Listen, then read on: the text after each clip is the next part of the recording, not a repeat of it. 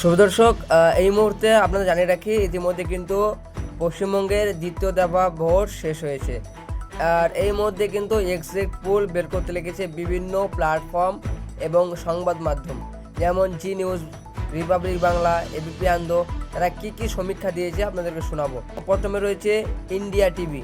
তিনি বলেছে টিএমসি হচ্ছে 125 থেকে 140, বিজেপি হচ্ছে 146 থেকে 161 এবং আদার্স হচ্ছে 06 থেকে 10-এর মধ্যে।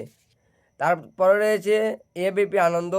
তিনি এক্সিট পোল হিসাবে দিয়েছে বিজেপি হচ্ছে 146 থেকে 161, টিএমসি হচ্ছে 125 থেকে 140 এবং আদার্স হচ্ছে 6 থেকে 10।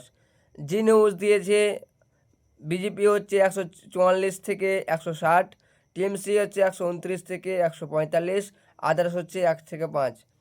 রিপাবলিক বাংলা দিয়েছে টিএমসি হচ্ছে 118 থেকে 138, বিজেপি হচ্ছে 150 থেকে 175 এবং আদার্স হচ্ছে 2 থেকে 6। এর মধ্যে রয়েছে বং মুর্শিদাবাদ লাইভ।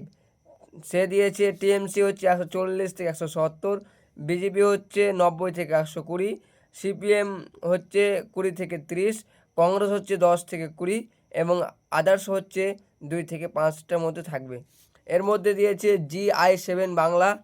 তিনি দিয়েছে টিএমসি হচ্ছে 177 থেকে 187, বিজেপি হচ্ছে 95 থেকে 110, কংগ্রেস হচ্ছে 1 থেকে 3 এবং আদার্স হচ্ছে 0 থেকে 1।